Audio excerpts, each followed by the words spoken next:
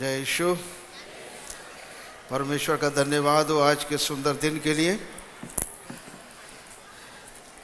जैसे आज के समय में हम लोग एक बात को ध्यान दें कि कौन गवाह होगा आज से 1000 साल बाद कि इस स्थान पर यीशु दरबार लगता था।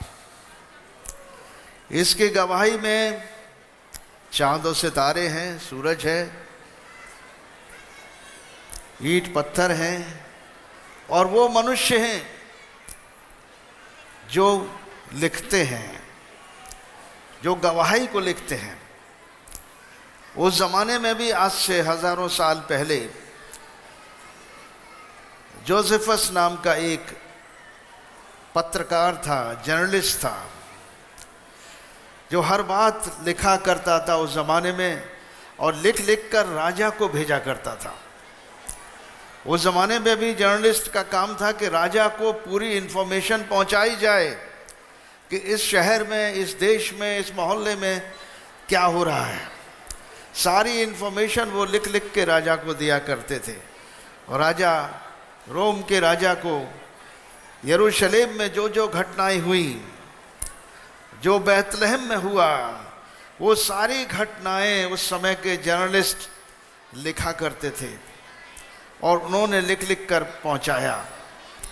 साथ साथ उन ऐतिहासिक प्रमाणों के बाद उस समय के नबी थे, जिन नबियों ने उन भविष्यवाणियों को लिखा कि देखो बैतलहम में मसीह का जन्म होगा, मुक्तिदाता का जन्म होगा और ये मुक्तिदाता सारी दुनिया के लिए ज्योति ठहरेगा। वो अंधकार में ज्योति लाएगा। अंधकार के कामों का तो हमें ज्ञान है कि अंधकार के काम वो हैं जो मनुष्य छुपा के करता है और छुप के करता है। उन सारे कामों को नहीं चाहता कि दुनिया जाने, उसके बाल बच्चे जाने, उसकी पत्नी भाई बहन जाने। उन सब से छुपा कर जो कार्य होते हैं वो अंधकार के काम हैं। और इन अंधकार के कामों से, इन गुनाहों से छुटकारा देने के लिए मसीहा का जन्म होना था। ये मसीहा, उसकी उम्र केवल 2000 साल नहीं है, ये हजारों हजार साल से परमेश्वर पिता, परमेश्वर पुत्र के रूप में पवित्र आत्मा के संग था। यही आदि में था और आदि में यही वचन था और वचन परमेश्वर के साथ था और वचन परमेश्वर था। और इसी वचन के द्वारा परमेश्वर ने सारी सृष्टि की। सारी सृष्टि, जो कुछ हम देखते हैं दुनिया में, जो कुछ स्वर्ग, पृथ्वी और पृथ्वी के नीचे और पृथ्वी पर मनुष्य, पेड़ पौधे, जीव जंतु, जानवर, सारी सृष्टि इस मसीहा ने की है। इसी मसीहा के हाथों के द्वारा हुई है। और इतिहासकारों ने और उन नबियों ने जो उस ज़माने में लेख लिखा करते थे, उन्होंने राजाओं को बताया। इसी प्रकार यशाया नाम का नबी था, जिसने राजा आहाज से कहा, यशाया की किताब उसका 7 अध्याय और उसके 12 पद से 10 पद से लिखा है, यशाया नबी ने आहाज राजा से कहा, अपने परमेश्वर यहोवा से कोई चिन्ह मांग, चाहे वो गहरे स्थान का हो या ऊपर आसमान का हो। आहाज ने कहा, नहीं, मैं नहीं मांगने का, मैं यहोवा की परीक्षा नहीं करूंगा। तब उसने कहा, हे दाऊद के घराने सुनो, क्या तुम मनुष्य को उकता दोगे, छोटी बात समझकर अब परमेश्वर को उकता दोगे। इस कारण प्रभु आप ही तुमको एक चिन्ह देगा। सुनो, एक कुंवारी गर्भवती होगी और पुत्र जनेगी और उसका नाम इम्मानुएल रखेगी। इम्मानुएल का अर्थ है परमेश्वर हमारे साथ है। और जब तक वो भले को, बुरे को त्यागना और भले को ग्रहण करना न जाने, मक्खन मधु खाया करेगा। ये यीशु मसीह के लिए जन्म की भविष्यवाणी थी। और उसी तरह से मीका की पुस्तक में मीका नबी ने भी वो जगह की भविष्यवाणी कर दी, किस स्थान पर उनका जन्म होगा। और ये सारी बातें 700 वर्ष पहले हो चुकी थी। यीशु मसीह के आने से।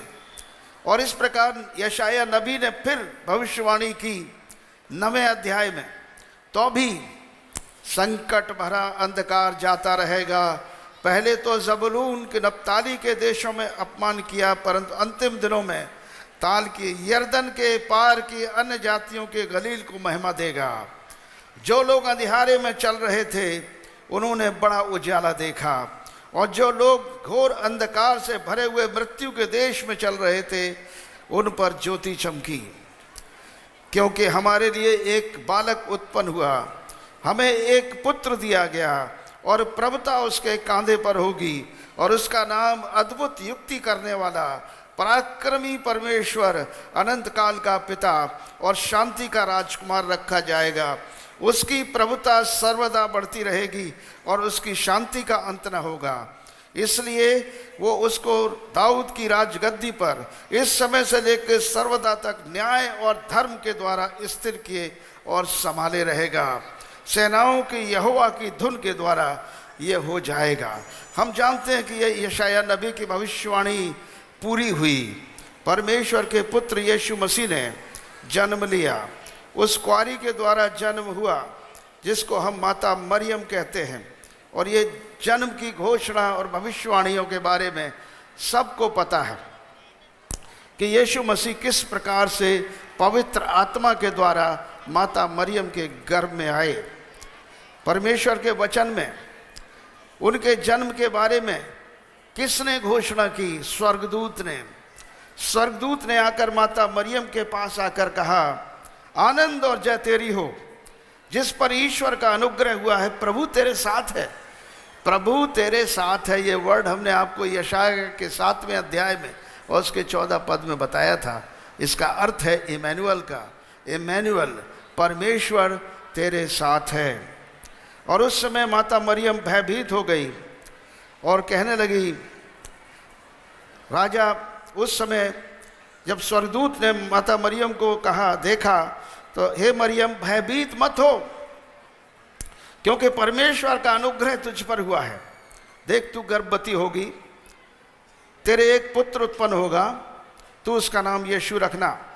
वो महान होगा और परम प्रधान का पुत्र कहलाएगा, और प्रभु परमेश्वर उसके पिता दाऊद का सिंहासन उसको देगा, और वो याकूब के घराने पर सदा राज्य करेगा, और उसके राज्य का अंत न होगा। मरियम ने स्वर्गदूत से कहा, ये कैसे हो सकता है? मैं तो पुरुष को जानती नहीं। स्वर्गदूत ने उत्तर दिया, पवित्र आत्मा तुझ पर उतरेगा और परम प्रधान की सामर्थ तुझ पर छाया करेगी, इसलिए वो पवित्र जो उत्पन्न होने वाला है परमेश्वर का पुत्र कहलाएगा। देख तेरी कुटुंबिनी इलिशबा बुढ़ापे में पुत्र होने वाला है।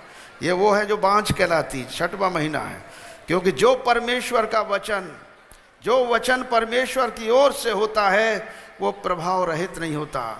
मरियम ने कहा, देख मैं तो प्रभु की दासी हूँ, मुझे तेरे वचन के अनुसार हो। और स्वर्गदूत वहाँ से चले गए।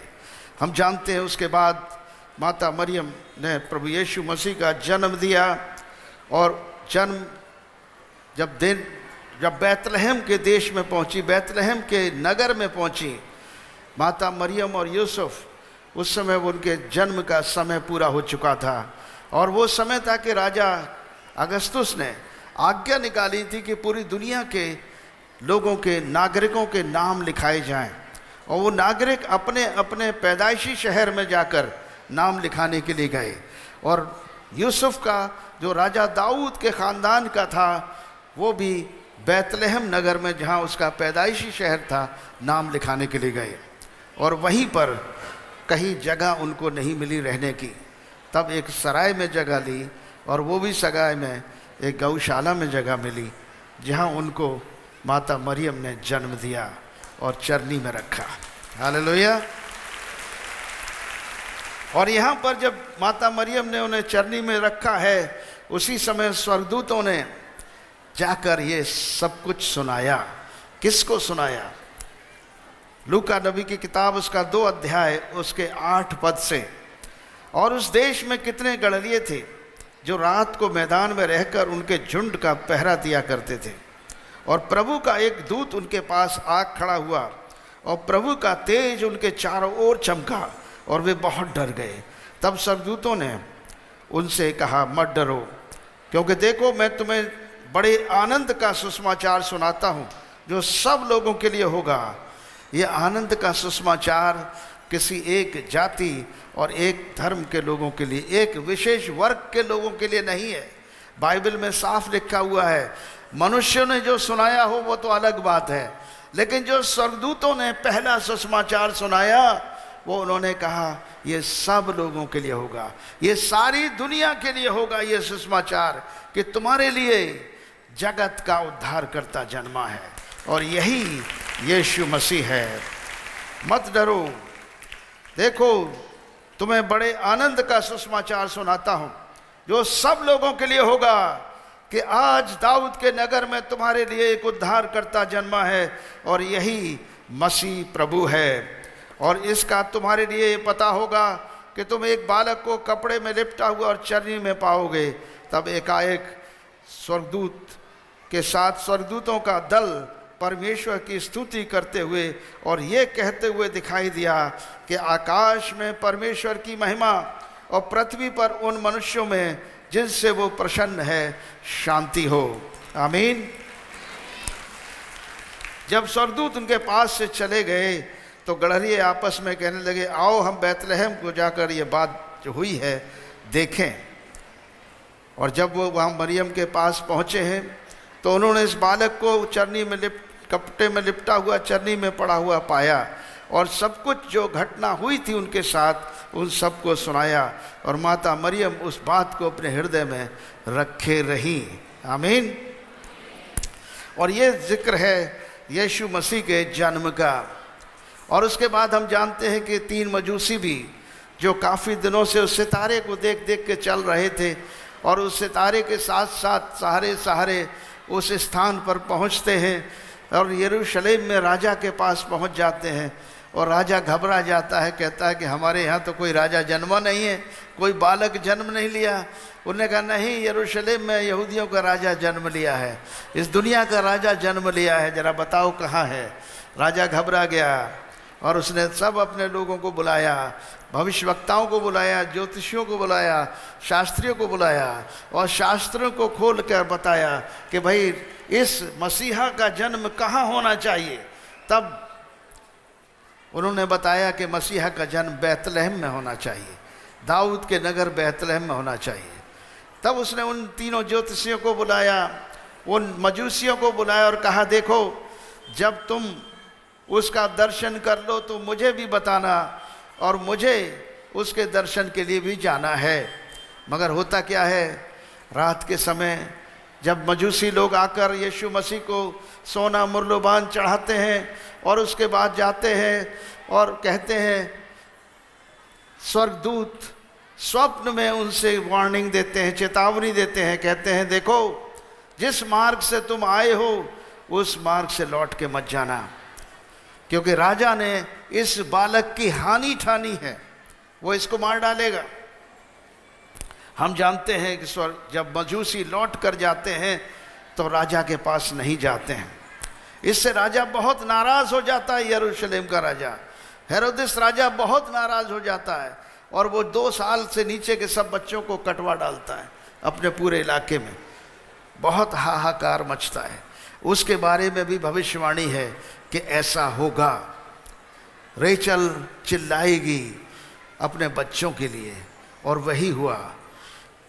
यरूशलेम में बहुत बैतलहम में इस प्रकार की घटना हुई और तब यीशु मसीह को और यूसुफ ने जो उनके पालने वाले पिता थे, उनसे स्वर्गदूत ने स्वप्न में कहा कि देख यहाँ से उठ कर जा और मिस्र देश में चला जा बच्चे को लेकर, और जब तक ये राजा जिंदा रहेगा तब तक तू वहीं रहना।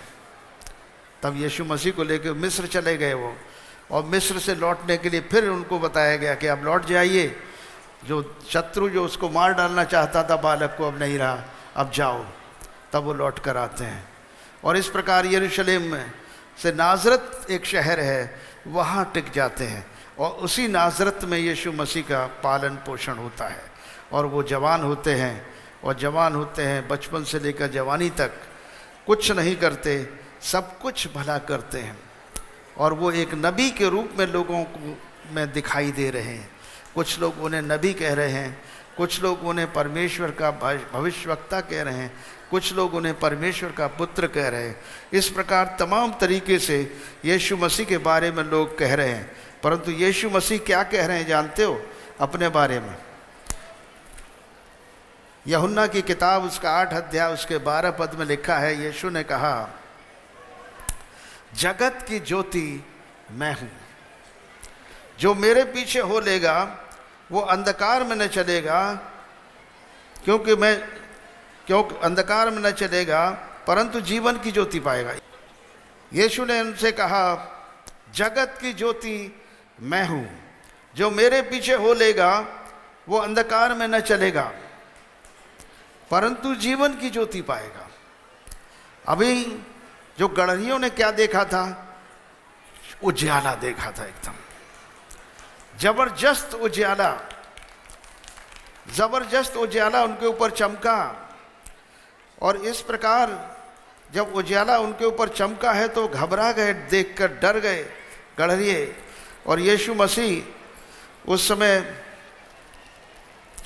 गड़हरियों ने देखा बहुत ज़बरदस्त उजियाला उनके ऊपर चमका और वो डर गए, घबरा गए।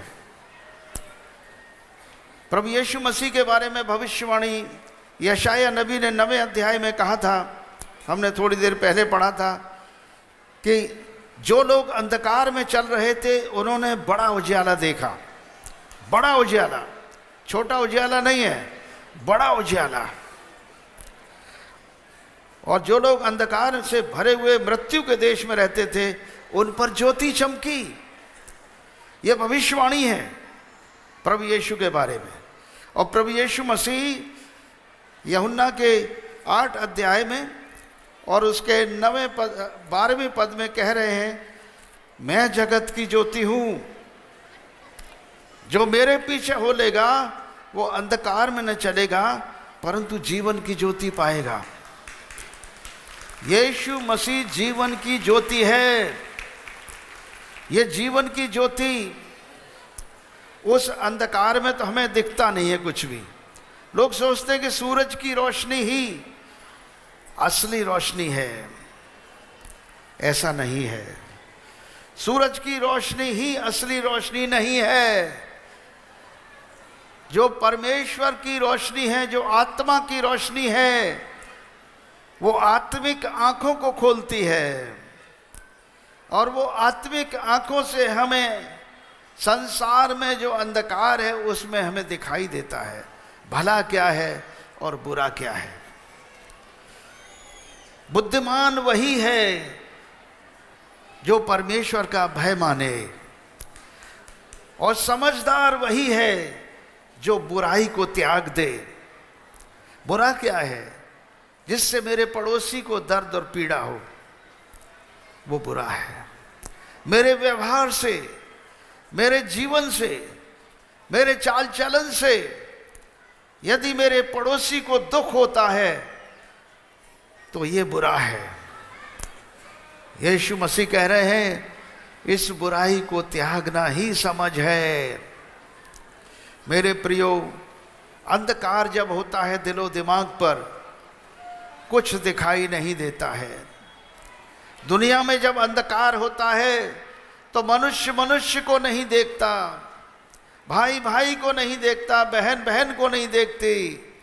उसे केवल दौलत, लालच, लोभ वही दिखाई देता है। और भाई भाइयों में झगड़े और फसाद हो जाते हैं, मुकदमे होते हैं, एक दूसरे को दुश्मन बना लेते हैं। ये अंधकार का, जब अंधकार छा जाता है तो ऐसा ही होता है। और जब अंधकार मिट जाता है तो हमें सत्य दिखाई देता है, हमें सच्चाई दिखाई देती है कि देखो, हम सब परमेश्वर की संतानें हैं, हम सब परमेश्वर के स्वरूप हैं। मनुष्य कैसा भी हो, किसी भी जाति, किसी भी धर्म, किसी वर्ग का हो, किसी भाषा को बोलने वाला हो, किसी देश का हो, वो हमारे समान एक मनुष्य है। उसको पीड़ा होती है, उसे दर्द होता है, उसे बुरा लगता है, उसे दुख होता है। यदि हमारा व्यवहार उसको दुख पहुंचाता है तो यही अंधकार का काम है। परमेश्वर के पुत्र यीशु मसीह जगत में ज्योति बनकर आए हैं और ज्योति की संतान किसी को दुख नहीं देते हैं। ज्योति के काम तो प्रकट हैं, हम सबको दिखाई देते हैं, भले काम हैं। अंधकार के काम भी प्रकट हैं जिससे लोगों को दुख पहुंचता है,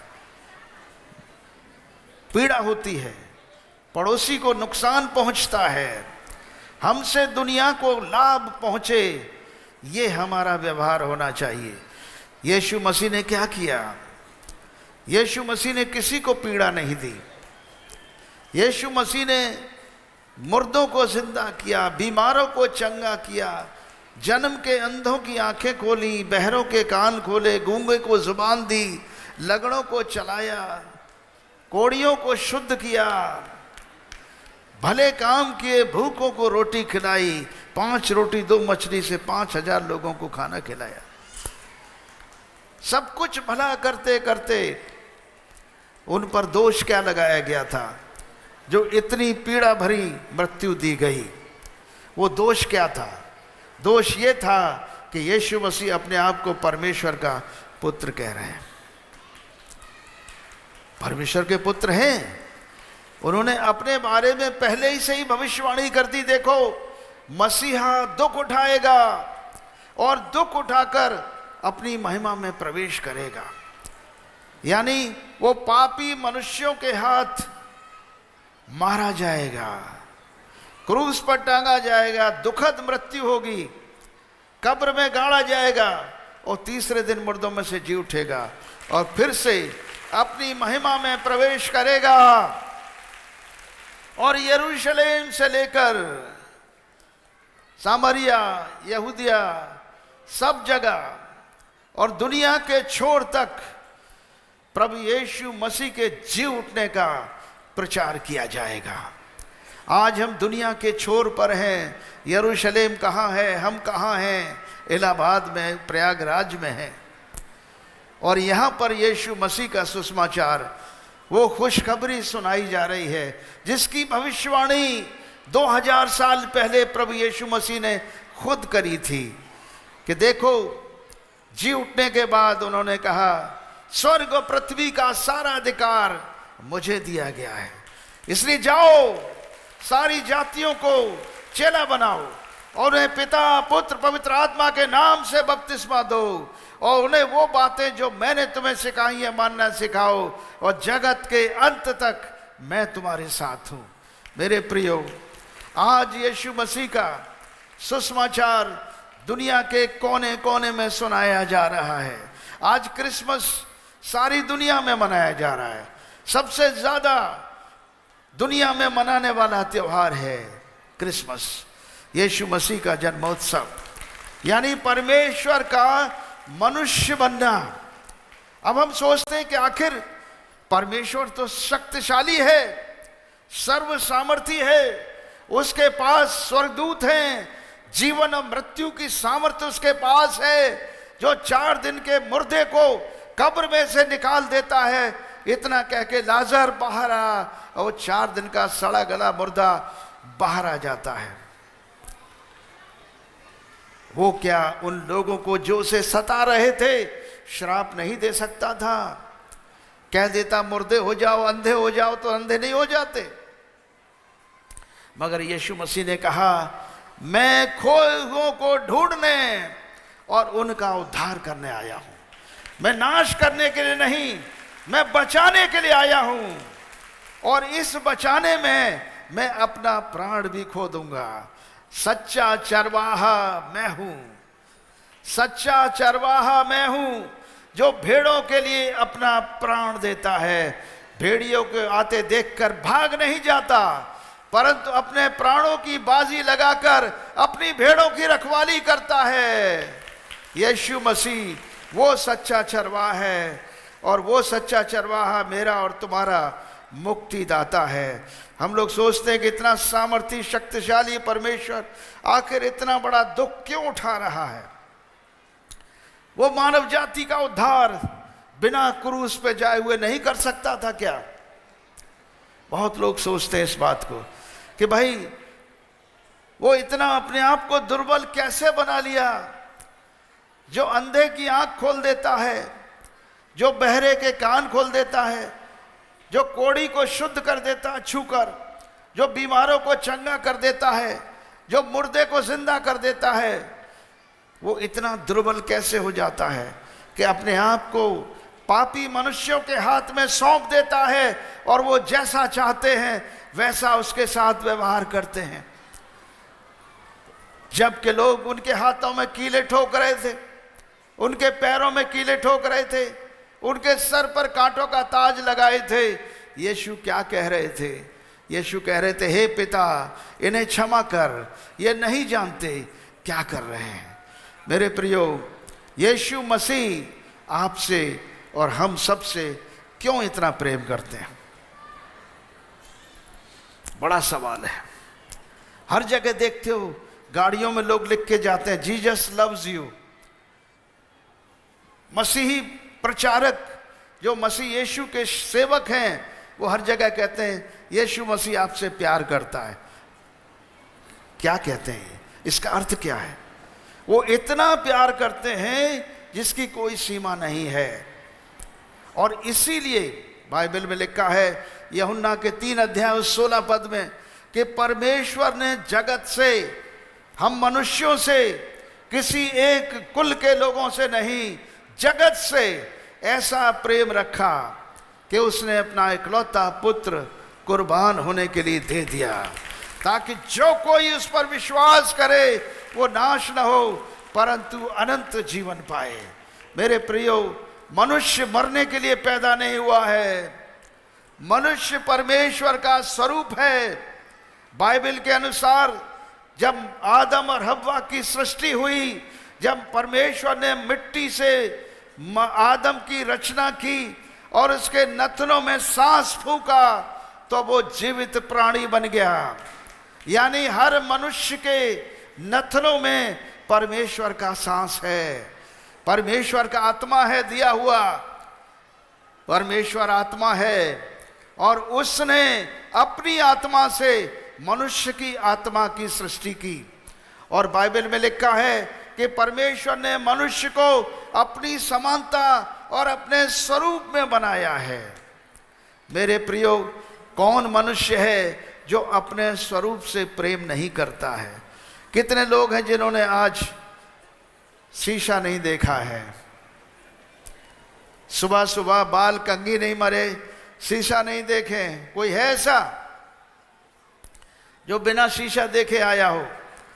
हर एक कोई अपने चेहरे को ठीक करता है कि नहीं करता है? हैं? परमेश्वर ने मनुष्य को अपनी समानता और अपने स्वरूप में बनाया और हम अपने स्वरूप को बिगड़ा हुआ देखना नहीं चाहते हैं।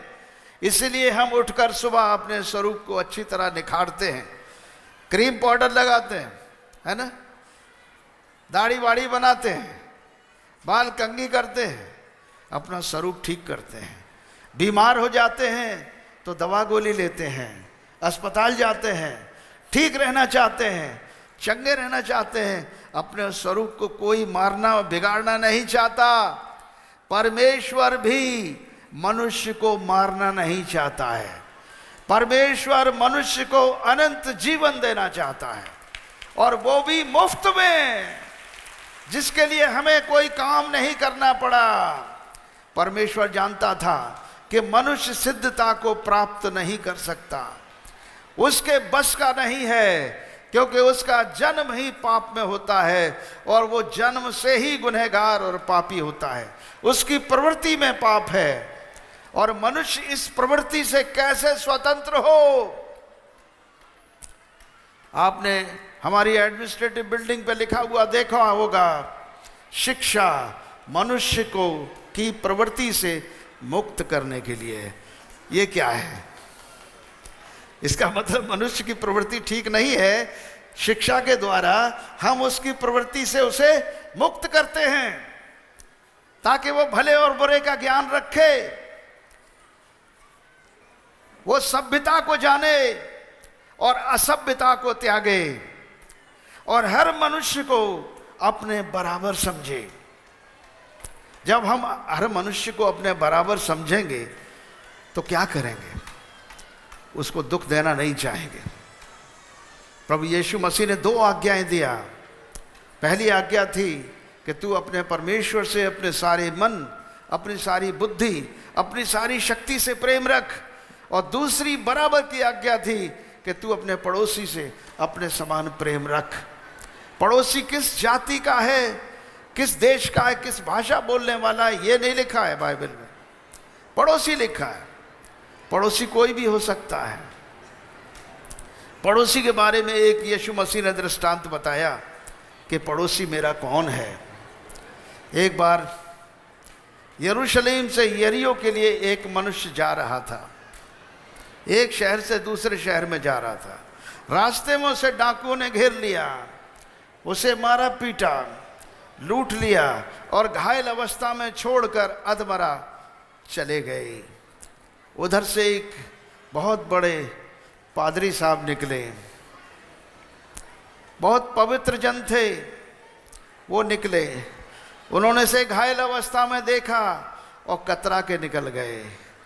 उसके बाद एक लेवी निकला जो भजन गाता था, बहुत बढ़िया भजन गाया करता था दरबार में, बहुत बढ़िया गाने गाते थे। लेकिन जब वो उधर से निकले तो उन्होंने क्या किया? वो भी कतरा के निकल गए।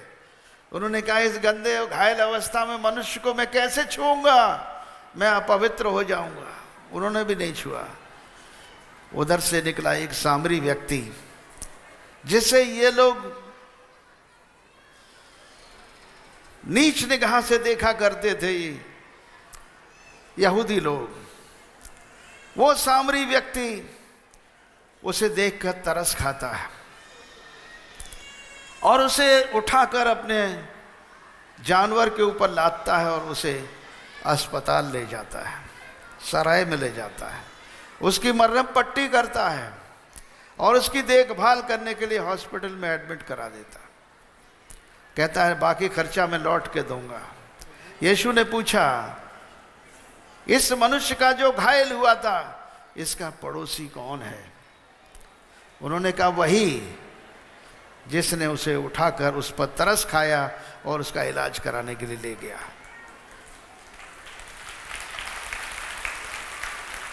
आप वही पड़ोसी बनिए, तरस खाना सीखिए, लोगों पर दया करना सीखिए। जब आप दया करेंगे आप पर भी दया की जाएगी। जो हम बोएंगे वही काटेंगे। ये सिद्धांत है प्रकृति का। हम गेहूं बोते हैं, धान नहीं काटते। हम जब पेड़ लगाते हैं बबूल का तो उससे आम नहीं तोड़ते हैं। जब पेड़ लगाते हैं बबूल का तो कांटे ही दिखते हैं उसमें। जब पेड़ लगाते हैं आम का, जब पेड़ लगाते हैं हम केले का तो उस पे से केला खाते हैं ना। इसलिए पेड़ वही लगाते हैं, वही कर्म करो, तुम्हारे लिए 100 गुना वापस लौटेगा। भलाई करोगे तो भलाई लौटेगी और बुराई करोगे तो बुराई वापस लौटेगी। यह भी प्रकृति का नियम है। और परमेश्वर हमारे हर एक काम का हिसाब लेगा। जो कुछ हमने अपने हाथों से, अपने विचारों से, अपने जीवन से भला या बुरा किया है उसका हिसाब परमेश्वर के सामने रखा हुआ है। तो उस हिसाब के लिए हमें तैयार रहना चाहिए। हमें सोच में भी बुरा नहीं करना है। भलाई करने की शक्ति रखो। भलाई करने वाला व्यक्ति ताकतवर होता है, क्षमा करने वाला व्यक्ति ताकतवर होता है, बदला लेने वाला व्यक्ति कमज़ोर होता है, वो दुर्बल होता है। लेकिन भलाई करने वाला और क्षमा करने वाला व्यक्ति ताकतवर होता है। यीशु मसीह ने उन लोगों को जो उन्हें क्रूस पर दुख दे रहे थे, जो उनके हाथों में कीले ठोक रहे थे, जो उनका लहू बहा रहे थे, उन्हें क्षमा किया। और शांति का राजकुमार जो जगत में शांति लेकर आया, उसने शांति के लिए अपना प्राण भी न्यौछावर कर दिया। क्रिसमस एक शांति का पर्व है। दुनिया में शांति का पैगाम ले जाने का पर्व है। क्षमा करने का, प्रेम करने का, भलाई करने का पर्व है। भूखों को रोटी खिलाओ, बीमारों के लिए दवा इलाज कराओ, नंगों को कपड़े पहनाओ, हर भला काम करो। केवल उसी के लिए नहीं जो तुम्हारी जाति बिरादरी के हैं, सबके साथ भला करो, क्योंकि परमेश्वर ने हम सबको अपनी समानता अपने स्वरूप में रचा है।